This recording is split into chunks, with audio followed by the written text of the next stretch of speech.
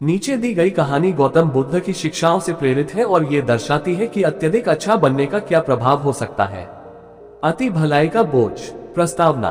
बहुत समय पहले मगध राज्य के एक छोटे से गांव में एक युवक रहता था जिसका नाम आनंद था। वह बचपन से ही अत्यंत दयालु, परोपकारी और सहनशील स्वभाव का था। किसी को कष्ट में देखना उसके लिए असहनीय था। गांव में कोई भी भूखा होता तो आनंद अपनी थाली से भोजन निकाल कर दे देता। यदि कोई किसी से झगड़ता तो वह बीच बचाव करता और अपनी गलती मान लेता, चाहे वह निर्दोषी क्यों न हो। आनंद का मानना था कि अच्छे कर्म करने से जीवन सुखी रहेगा। लेकिन धीरे धीरे उसे महसूस हुआ कि उसकी यह भलमनसाहत उसके लिए ही दुख का कारण बन रही है। पहला अध्याय, भलाई का प्रतिफल। एक दिन गांव के कुछ लोग उसके पास आए और बोले, आनंद, हमें तुम्हारी मदद चाहिए। गांव के जमींदार ने हमसे जबरन कर वसूला है, हमें न्याय चाहिए। आनंद ने उनकी मदद करने का निश्चय किया और जमींदार से जाकर विनम्रता पूर्वक निवेदन किया। जमींदार क्रोधित हो गया और बोला, तू कौन होता है मेरे मामलों में दखल देने वाला। फिर उसने अपने सिपाहियों से आनंद को कोड़ों से पिटवाया। लहूलुहान आनंद गांव लौटा तो लोगों ने सहानुभूति दिखाने के बजाय कहा, देखा, हमने कहा था कि उनसे उलझना मत। ये सुनकर आनंद चौंक गया। धीरे धीरे उसे यह अनुभव हुआ कि वह जितनी अधिक भलाई करता, लोग उतने ही स्वार्थी बनते जा रहे थे। दूसरा अध्याय, गौतम बुद्ध से भेंट। आनंद के मन में अनेक प्रश्न उठने लगे। क्या अधिक अच्छा बनना ही दुख का कारण है? क्या संसार को भलाई की कद्र नहीं? इन प्रश्नों का उत्तर पाने के लिए वह गौतम बुद्ध के पास पहुंचा। वह बुद्ध के चरणों में बैठकर बोला, भगवान, मैं सदा दूसरों की भलाई करता हूँ, फिर भी मुझे ही पीड़ा सहनी पड़ती है। क्यों? बुद्ध मुस्कुराए और बोले, आनंद, यदि तुम मिट्टी का दीपक बन जाओ तो लोग तुम्हारी रोशनी का उपयोग करेंगे, लेकिन जब तेल समाप्त हो जाएगा तो तुम्हें छोड़ देंगे। तीसरा अध्याय, मध्यम मार्ग। बुद्ध ने आगे कहा, अति भलाई भी आत्मा विनाश का कारण बन सकती है। यदि तुम हमेशा दूसरों को संतुष्ट करने में लगे रहोगे तो स्वयं के अस्तित्व को भूल जाओगे। ये संसार ऐसा है कि यदि तुम अपनी सीमा निर्धारित नहीं करोगे तो लोग तुम्हारी दयालुता का अनुचित लाभ उठाएंगे। बुद्ध ने एक दृष्टांत सुनाया। एक बार एक मृग अत्यंत सरल और भोला था। वह शिकारी को आता देख भागता नहीं था। शिकारी ने उसे बार बार देखा और अंततः उसे मार दिया। किंतु एक चतुर मृग जो सतर्क रहता था, वह शिकारी से बचता रहा। बुद्ध ने समझाया, आनंद, भलाई करो लेकिन विवेक के साथ। हर किसी को प्रसन्न करने की कोशिश मत करो। यदि तुम बहुत अधिक अच्छा बनने का प्रयास करोगे तो लोग तुम्हें कष्ट पहुंचाएंगे और अंततः तुम ही दुखी रहोगे। चौथा अध्याय, आत्मरक्षा और संतुलन। आनंद को अब समझ में आने लगा कि भलाई की भी एक सीमा होनी चाहिए। उसने बुद्ध से पूछा, तो मैं क्या करूं? बुद्ध ने उत्तर दिया, सबसे पहले अपने प्रति दयालु बनो। अपनी सीमाएं तय करो। जब आवश्यक हो तो न कहना सीखो। आत्मरक्षा भी एक धर्म है। बुद्ध ने उसे ध्यान करने की विधि सिखाई और कहा, जब तुम्हारा मन शांत होगा तो तुम समझ सकोगे कि कब भलाई करनी है और कब अपने हित की रक्षा करनी है। पांचवा अध्याय, नई दिशा। आनंद ने बुद्ध के मार्गदर्शन को स्वीकार किया। अब वह विवेकपूर्वक भलाई करने लगा। उसने देखा कि जब वह संतुलन रखता है तो लोग उसकी अधिक इज्जत करने लगे। गांव के लोग अब उसकी सरलता का अनुचित लाभ नहीं उठा सकते थे। वह पहले की तरह ही दयालु था, लेकिन अब वह अपनी सीमाएं समझता था। धीरे धीरे उसका जीवन सुखमय हो गया। उसे अब अपने दुखों का कारण समझ में आ गया था, अत्यधिक अच्छा बनने का प्रयास। निष्कर्ष, गौतम बुद्ध की यह शिक्षा हमें ये समझाती है कि भलाई करना आवश्यक है, लेकिन अति भलमनसाहत स्वयं के लिए दुख का कारण बन सकती है। हमें भलाई करते समय बुद्धिमत्ता और आत्म संरक्षण का भी ध्यान रखना चाहिए। अच्छा बनो, लेकिन इतना भी नहीं कि लोग तुम्हारी अच्छाई का लाभ उठाएं और तुम्हें दुख ही मिले। अति विनम्रता का अभिशाप। प्रस्तावना। बुद्ध के समय में श्रावस्ती नगरी में एक युवक रहता था जिसका नाम सुधीर था। वह अत्यंत विनम्र, धैर्यवान और परोपकारी था। बचपन से ही उसे सिखाया गया था कि क्रोध बुरा है, झगड़ा करना अधर्म है और हर किसी की सहायता करना सबसे बड़ा पुण्य है। सुधीर अपने माता पिता की आज्ञा का पालन करता, मित्रों की सहायता करता और कभी किसी से ऊंची आवाज में बात तक नहीं करता। लोग उसे धरती का सबसे भला इंसान कहते थे। लेकिन क्या भलाई ही जीवन में सुख का कारण बनती है? पहला अध्याय, सहनशीलता की परीक्षा। एक दिन गांव के कुछ व्यापारी एक अमीर सेठ के साथ धोखाधड़ी कर रहे थे। सुधीर ने जब ये देखा तो सेठ को समझाने लगा, सेठ जी, ये लोग आपको धोखा दे रहे हैं, कृपया सतर्क रहें। व्यापारियों ने गुस्से में कहा, अरे सुधीर, तुम्हें इससे क्या लेना देना, जाओ अपना काम करो। सेठ भी उन्हीं की बातों में आ गया और सुधीर को ही अपमानित कर भगा दिया। धीरे धीरे लोग सुधीर को कमजोर समझने लगे। जब भी किसी को कोई काम निकालना होता वे उस पर दबाव डालते। वह कभी न नहीं कह पाता था। उसकी विनम्रता और सहनशीलता को उसकी कमजोरी समझा जाने लगा। दूसरा अध्याय, बुद्ध के पास यात्रा। एक दिन गांव का एक धूर्त व्यक्ति जानबूझकर सुधीर के खेत में अपनी गाय छोड़ देता है। जब सुधीर उसे रोकने जाता है तो वह व्यक्ति उल्टा उसी पर गुस्सा कर देता है। सुधीर को अब एहसास हुआ कि उसकी भलमनसाहट ही उसकी सबसे बड़ी कमजोरी बन रही है।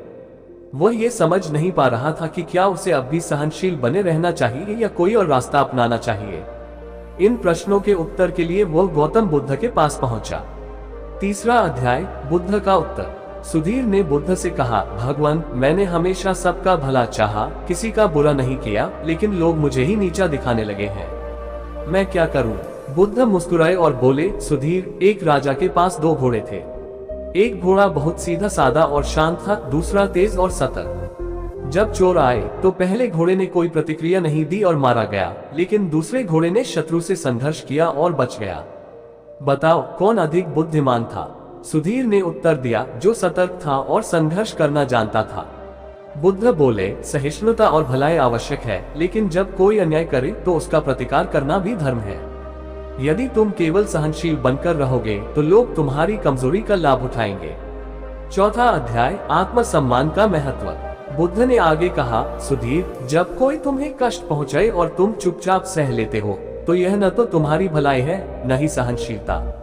ये केवल अपनी शक्ति का हनन है। आत्मसम्मान की रक्षा करना भी धर्म है। बुद्ध ने उसे सिखाया कि संतुलन बनाए रखना आवश्यक है। हर स्थिति में चुप रहना या झुक जाना सही नहीं होता। कभी कभी दृढ़ता और साहस भी दिखाना आवश्यक होता है। पांचवा अध्याय, सुधीर का परिवर्तन। सुधीर ने बुद्ध की शिक्षाओं को आत्मसात किया।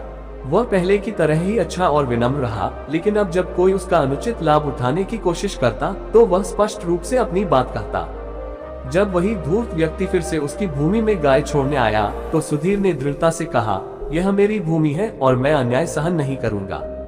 अपनी गाय वापस ले जाओ। धीरे धीरे गांव के लोगों ने उसकी नई शक्ति को पहचाना।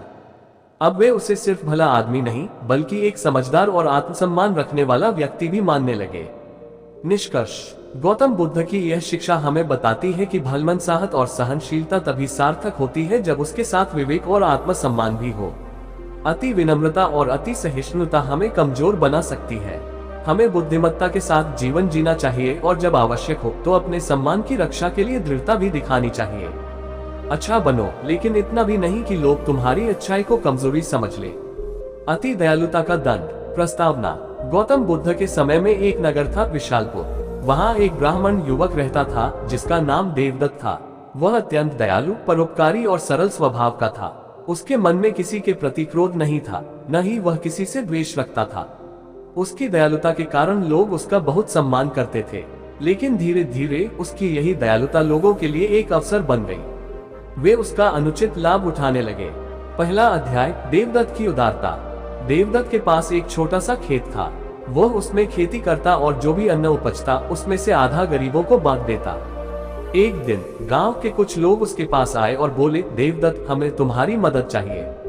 हमें कुछ अनाज उधार दे दो, हम फसल काटने के बाद लौटा देंगे। देवदत्त ने बिना किसी शर्त के उन्हें अनाज दे दिया, लेकिन फसल कटने के बाद भी किसी ने उसे अनाज वापस नहीं दिया। जब उसने मांगा तो लोगों ने कह दिया, तुम तो दयालु हो, क्या हमसे मांगोगे? धीरे धीरे गांव के लोग उसकी इस उदारता को उसकी कमजोरी समझने लगे। दूसरा अध्याय, दयालुता की सीमा। एक दिन एक भूखा साधु उसके घर आया। देवदत्त ने उसे भोजन कराया और अपने रहने के लिए एक कुटिया भी दे दी, लेकिन साधु अत्यधिक लोभी निकला। उसने धीरे धीरे देवदत्त के खेत पर अधिकार जमाना शुरू कर दिया और गांव में घोषणा कर दी कि वह खेत अब उसका है। जब देवदत्त ने इस पर आपत्ति जताई तो साधु ने कहा, तुमने तो इसे मुझे दान कर दिया था, अब वापस क्यों मांग रहे हो?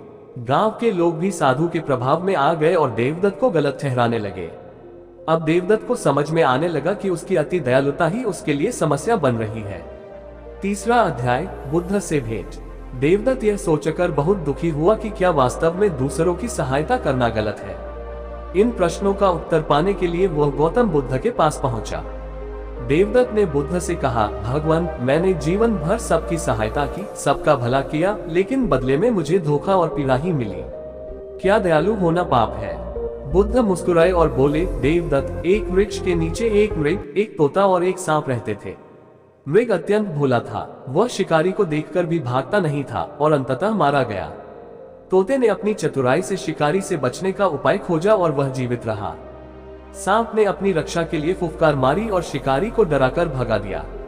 अब बताओ, कौन बुद्धिमान था? देवदत्त ने उत्तर दिया, जो सतर्क था और जिसने आत्मरक्षा की। बुद्ध बोले, दयालुता अच्छी है, लेकिन जब तुम अपनी रक्षा नहीं कर सकते तो ये तुम्हारी कमजोरी बन जाती है। केवल दयालु होना ही पर्याप्त नहीं, तुम्हें चतुर भी होना चाहिए। चौथा अध्याय, संतुलन का महत्व। बुद्ध ने आगे कहा, देवदत्त, तुम्हारी दयालुता तुम्हारा गुण है, लेकिन इसे विवेकपूर्ण ढंग से उपयोग करो। हर किसी की मदद करना अच्छा है, लेकिन जब कोई तुम्हारी सरलता का फायदा उठाने लगे तो दृढ़ बनो। बुद्ध ने एक और दृष्टांत दिया। एक राजा के पास दो दरबार थे, एक न्याय का और एक करुणा का। जब किसी ने अपराध किया तो वह न्याय के दरबार में गया और उसे दंड मिला, लेकिन जब कोई सचमुच जरूरतमंद था तो वह करुणा के दरबार में गया और सहायता मिली। इस तरह राजा ने संतुलन बनाए रखा। पांचवा अध्याय, देवदत्त का परिवर्तन। अब देवदत्त को समझ में आ गया था कि अति दयालुता ही उसके दुख का कारण थी। वह गांव लौटा और अपने खेत पर फिर से अधिकार जमाया। जब साधु ने विरोध किया तो उसने दृढ़ता से कहा, मैंने तुम्हें शरण दी थी, लेकिन इसका यह अर्थ नहीं कि तुम मेरी संपत्ति हड़प लो। अब तुम्हें ये जगह छोड़नी होगी। धीरे धीरे गांव के लोग भी समझ गए कि अब देवदत्त पहले जैसा नहीं रहा। अब वह न केवल दयालु था, बल्कि अपने अधिकारों की रक्षा करना भी सीख चुका था। निष्कर्ष, गौतम बुद्ध की यह शिक्षा हमें बताती है कि दयालु होना अच्छा है, लेकिन जब ये कमजोरी बन जाए तो ये हमें ही दुख देता है। हमें करुणा और आत्मरक्षा के बीच संतुलन बनाए रखना चाहिए। दयालु बनो, लेकिन इतना भी नहीं कि लोग तुम्हारी दयालुता का अनुचित लाभ उठाएं। अति विश्वास का धोखा। प्रस्तावना। गौतम बुद्ध के समय में कौशाम्बी राज्य में एक युवक रहता था जिसका नाम सोमदत्त था। वह अत्यंत ईमानदार, सरल और दूसरों पर अटूट विश्वास करने वाला व्यक्ति था। वह मानता था कि हर इंसान मूल रूप से अच्छा होता है और यदि हम किसी पर विश्वास करें तो वह कभी हमें धोखा नहीं देगा। लेकिन क्या वास्तव में ऐसा था? क्या अति विश्वास ही जीवन में सुख का कारण बनता है? पहला अध्याय, भूलेपन का परिणाम। सोमदत्त के पास एक छोटी सी दुकान थी। वह अपने ग्राहकों पर इतना भरोसा करता था कि उधारी में सामान दे देता और कभी किसी से हिसाब नहीं मांगता। गांव के लोग उसकी ईमानदारी और सरलता की प्रशंसा करते, लेकिन कुछ लोग उसकी इसी सरलता का फायदा उठाने लगे। एक दिन गांव का एक व्यापारी उसके पास आया और बोला, सोमदत्त, मुझे कुछ माल उधार चाहिए, मैं अगले हफ्ते भुगतान कर दूंगा। सोमदत्त ने बिना किसी संदेह के उसे माल दे दिया, लेकिन हफ्तों बीत गए और व्यापारी ने पैसे नहीं लौटाए। जब सोमदत्त ने मांगा तो व्यापारी ने हंसकर कहा, तुम तो साधु हो, पैसे की क्या चिंता, तुमने ही तो कहा था कि विश्वास सबसे बड़ी संपत्ति है। धीरे धीरे सोमदत्त को यह एहसास होने लगा कि उसकी अति विश्वासशीलता ही उसकी सबसे बड़ी कमजोरी बन गई है। दूसरा अध्याय, मित्र की छल कपट। सोमदत्त का एक मित्र था, वीरसेन। वे बचपन के साथी थे और उसने वीरसेन पर अटूट भरोसा किया था। एक दिन वीरसेन ने उससे सोने की मुद्राएं उधार ली और कहा, मैं शीघ्र ही लौटा दूंगा। लेकिन महीनों बाद भी जब वीरसेन ने पैसे नहीं लौटाए तो सोमदत्त ने उसे याद दिलाया। वीरसेन ने कठोर स्वर में उत्तर दिया, मैंने कब कहा कि मैं पैसे वापस दूंगा। मित्रता का अर्थ व्यापार नहीं होता। सोमदत्त ये सुनकर स्तब्ध रह गया। वह जिसे अपना सबसे अच्छा मित्र मानता था, वही उसे धोखा दे चुका था। अब उसका मन अनेक प्रश्नों से घिर गया। क्या सच में हर किसी पर विश्वास करना चाहिए? क्या यह मेरा दोष है कि मैं इतना भरोसा करता हूँ? तीसरा अध्याय, गौतम बुद्ध के पास यात्रा। इन प्रश्नों का उत्तर पाने के लिए सोमदत्त बुद्ध के पास गया। उसने पूरी घटना सुनाई और पूछा, भगवान, क्या दूसरों पर विश्वास करना गलत है? क्या सच्चाई और सरलता की कोई कीमत नहीं? बुद्ध मुस्कुराए और बोले, सोमदत्त, विश्वास आवश्यक है, लेकिन विवेक के बिना विश्वास मूर्खता बन जाता है। अगर कोई सर्प को अपने गले में लपेट ले और सोचे कि यह उसे नहीं डसेगा, तो ये केवल उसकी अज्ञानता है। चौथा अध्याय, संतुलन की सीख। बुद्ध ने उसे एक दृष्टांत सुनाया। तारांकन एक बार एक गरिया अपने भेड़ों के झुंड के साथ जंगल में गया। वहां उसने एक घायल शेर देखा। शेर ने उससे दया की भीख मांगी। गरिया अत्यंत दयालु था, उसने शेर की सेवा की और उसे ठीक कर दिया। लेकिन जैसे ही शेर स्वस्थ हुआ, उसने उसी गरिये की एक भेड़ मारकर खा ली। गरिया दुखी होकर बोला, शेर, मैंने तुम्हारी सेवा की थी। शेर हंसा और बोला, तुमने मेरी सेवा की, लेकिन यह मत भूलो कि मैं एक शिकारी हूँ। तारांकन। बुद्ध बोले, इस संसार में हर किसी का स्वभाव अलग होता है। विश्वास करो, लेकिन केवल योग्य लोगों पर। हर किसी पर आंख बंद करके भरोसा करना स्वयं को धोखे के लिए तैयार करना है। 5वां अध्याय, सोमदत्त का परिवर्तन। सोमदत्त को अब समझ में आ गया था कि उसकी अति विश्वासशीलता ही उसके दुख का कारण थी। वह गांव लौटा और अब पहले जैसा नहीं रहा। वह अब भी ईमानदार था, लेकिन वह सतर्क रहने लगा। जब कोई उससे उधार मांगता तो वह पहले सोचता और फिर निर्णय लेता। उसने वीरसेन से स्पष्ट शब्दों में कहा, मित्रता का अर्थ यह नहीं कि तुम मेरा विश्वास तोड़ो। अब से मैं केवल उसी पर भरोसा करूंगा जो मेरे विश्वास के योग्य होगा। धीरे धीरे गांव के लोग भी समझ गए कि अब सोमदत्त पहले जैसा सरल नहीं रहा। अब वह न केवल भला था, बल्कि विवेकपूर्ण भी था। निष्कर्ष, गौतम बुद्ध की यह शिक्षा हमें बताती है कि विश्वास करना अच्छा है, लेकिन केवल तब जब वह योग्य व्यक्ति पर किया जाए। अति विश्वासशीलता कभी कभी हमें धोखे और दुख की ओर ले जाती है। हमें बुद्धिमानी और सतर्कता के साथ विश्वास करना चाहिए। विश्वास करो, लेकिन आंख बंद करके नहीं। विवेक के बिना विश्वास आत्म विनाश का कारण बन सकता है। अति सहनशीलता का अभिशाप। प्रस्तावना। गौतम बुद्ध के समय में मगध राज्य के एक छोटे से गांव में एक युवक रहता था जिसका नाम अरुण था। वह अत्यंत सहनशील और शांत स्वभाव का था। वह कभी किसी से झगड़ा नहीं करता, किसी का विरोध नहीं करता और हर स्थिति को धैर्यपूर्वक सह लेता। गांव के लोग उसकी सहनशीलता की प्रशंसा करते, लेकिन धीरे धीरे उसकी इसी प्रवृत्ति को उसकी कमजोरी समझने लगे। क्या अति सहनशीलता जीवन में सुख का कारण बनती है? पहला अध्याय, अत्यधिक सहनशीलता का परिणाम। अरुण का एक पड़ोसी था, सोमेश, जो बहुत चतुर और स्वार्थी था। उसने देखा कि अरुण कभी किसी का विरोध नहीं करता, तो उसने इसका लाभ उठाने की सोची। एक दिन सोमेश ने अरुण के खेत में जानबूझकर अपनी गाय छोड़ दी। जब अरुण ने उसे टोका तो सोमेश ने हंसकर कहा, ये तो एक गाय है, तुम इतने बड़े दिल के हो, थोड़ा सा चारा खर्च करोगे तो क्या फर्क पड़ेगा। अरुण चुप रहा और उसने कुछ नहीं कहा। धीरे धीरे गांव के अन्य लोग भी उसका फायदा उठाने लगे। कोई उसकी जमीन पर कब्जा करने लगा, कोई उससे उधार लेकर लौटाने का नाम नहीं लेता। अरुण हमेशा सहता रहा। दूसरा अध्याय, अपमान की सीमा। एक दिन गांव में एक उत्सव था। सभी लोग खुशी से नाच गा रहे थे। उसी समय कुछ युवकों ने अरुण को बुलाया और उसका मजाक उड़ाने लगे। अरे अरुण, तुम तो इतने सहनशील हो, अगर हम तुम्हारा घर भी ले ले तो तुम कुछ नहीं कहोगे, है ना? सभी लोग हंसने लगे। अरुण को बहुत अपमान महसूस हुआ, लेकिन फिर भी वह चुप रहा। अब उसे लगने लगा कि उसकी सहनशीलता ही उसका सबसे बड़ा शत्रु बन गई है। तीसरा अध्याय, गौतम बुद्ध से भेंट। अपनी पीड़ा का हल ढूंढने के लिए अरुण बुद्ध के पास पहुंचा। उसने कहा, भगवान, मैंने जीवन भर किसी से झगड़ा नहीं किया, किसी का विरोध नहीं किया, लेकिन लोग मेरी इसी सहनशीलता का मजाक उड़ाने लगे हैं। क्या सहनशील होना गलत है? बुद्ध मुस्कुराए और बोले, अरुण, एक बार एक राजा के पास 2 हाथी थे। एक हाथी बहुत शांत था, कभी किसी पर हमला नहीं करता, जबकि दूसरा हाथी सतर्क था और अपनी रक्षा करना जानता था। जब शत्रु ने आक्रमण किया तो पहले हाथी को मार दिया गया, लेकिन दूसरा हाथी बच गया। बताओ कौन बुद्धिमान था? अरुण ने उत्तर दिया, जो सतर्क था और जिसने अपनी रक्षा की।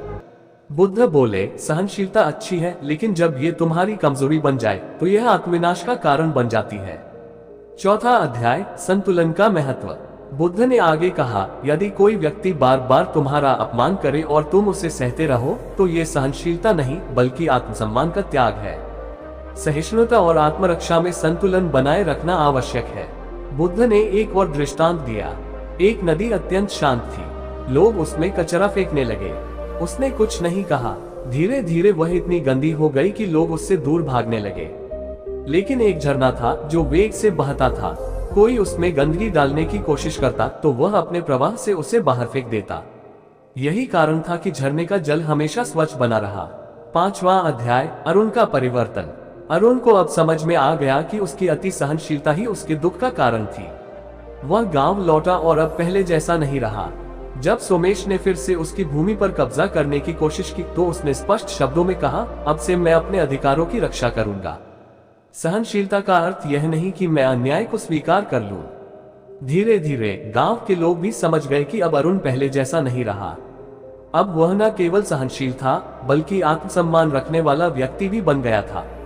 निष्कर्ष, गौतम बुद्ध की यह शिक्षा हमें बताती है कि सहनशीलता एक गुण है, लेकिन जब ये हमारी कमजोरी बन जाए तो ये हमारे ही पतन का कारण बन सकती है। हमें सहनशील होना चाहिए, लेकिन आत्मसम्मान की रक्षा भी करनी चाहिए। सहनशील बनो, लेकिन इतना भी नहीं कि लोग तुम्हें निर्बल समझने लगे। अति दयालु राजा और बुद्ध की सीख। प्रस्तावना: प्राचीन समय में मगध राज्य में एक राजा शासन करता था जिसका नाम धर्मसेन था। वह अत्यंत दयालु, परोपकारी और न्यायप्रिय था। वह अपनी प्रजा की हर समस्या को हल करने के लिए हमेशा तत्पर रहता था। राजा को लगता था कि यदि वह सभी के साथ प्रेम और करुणा से व्यवहार करेगा तो राज्य में शांति बनी रहेगी। लेकिन क्या वास्तव में ऐसा हुआ? क्या अति दयालु होना हमेशा सही होता है? पहला अध्याय, राजा की असीम करुणा। राजा धर्मसेन की प्रजा उससे अत्यंत प्रसन्न थी, क्योंकि वह कभी किसी को दंड नहीं देता था। यदि कोई अपराध करता तो राजा उसे क्षमा कर देता और कहता, मनुष्य से भूल हो सकती है, पर दयालुता ही सच्चा धर्म है। धीरे धीरे अपराधी इस दयालुता का लाभ उठाने लगे। चोर चोरी करने लगे, ठग लोगों को लूटने लगे, लेकिन राजा उन्हें बार बार क्षमा करता रहा। राज्य के मंत्री चिंतित थे। उन्होंने राजा से कहा, महाराज, दया अच्छी बात है, लेकिन अपराधियों को दंड न देना राज्य के लिए घातक हो सकता है। राजा मुस्कुराया और बोला, दंड देने से हिंसा बढ़ेगी। प्रेम और क्षमा ही सबसे बड़ा समाधान है। दूसरा अध्याय, जब अपराध बढ़ने लगे। समय बीतता गया और अपराधियों का मनोबल बढ़ता गया। अब वे खुलेआम डकैती और हत्याएं करने लगे, क्योंकि उन्हें पता था कि राजा उन्हें दंड नहीं देगा। राज्य में अराजकता फैलने लगी। व्यापारी भयभीत होकर व्यापार बंद करने लगे। किसान अपनी फसल लूटने के डर से खेती छोड़ने लगे। राज्य की जनता राजा के पास आए और बोली, महाराज, आपकी दया ने ही हमें संकट में डाल दिया है। अब कोई सुरक्षित नहीं है। अब राजा धर्मसेन को एहसास हुआ कि कहीं ना कहीं उससे कोई भूल हो रही है। तीसरा अध्याय, बुद्ध से भेंट। राजा बुद्ध से मिलने गया और उनसे पूछा, भगवान, क्या दया करना गलत है?